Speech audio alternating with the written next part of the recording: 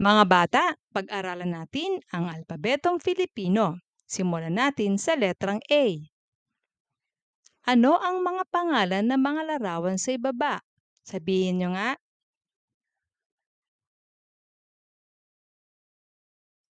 Mahusay. Ang mga nabanggit na larawan ay nagsisimula sa letrang A. Paano gawin ang tunog? Para gawin ang tunog na A, magsimula sa pagbukas ng iyong bibig.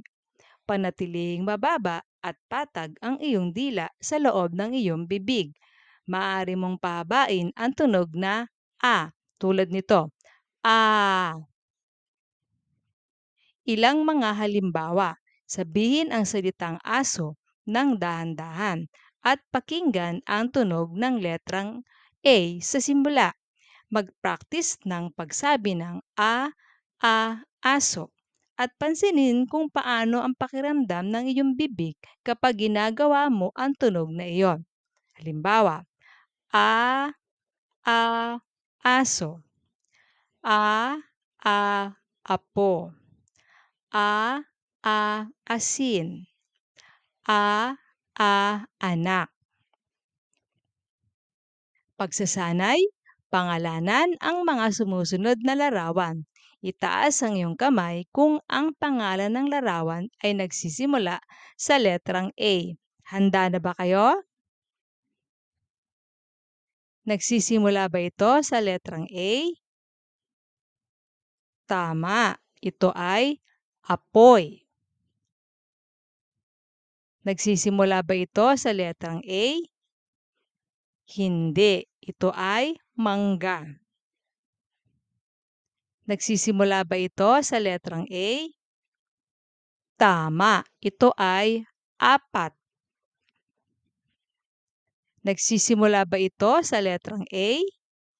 Hindi, ito ay saging. Nagsisimula ba ito sa letrang A? Tama, ito ay avocado. Nagsisimula ba ito sa letrang A? Tama, ito ay atis. Nagsisimula ba ito sa letrang A? Tama, ito ay ahas. Nagsisimula ba ito sa letrang A? Hindi, ito ay pusa. Nagsisimula ba ito sa letrang A? Tama, ito ay aso. Ang mga larawan sa ibaba ay nagsisimula sa letrang A. Basahin natin. A, apoy. A, apat.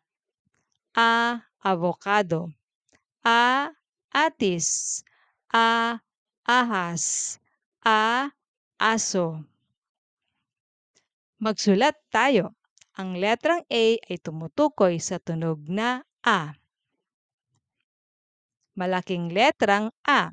Magsimula sa itaas at magkiling pababa patungo sa kaliwa. Magsimula ulit sa itaas at pagkiling pababa patungo sa kanan.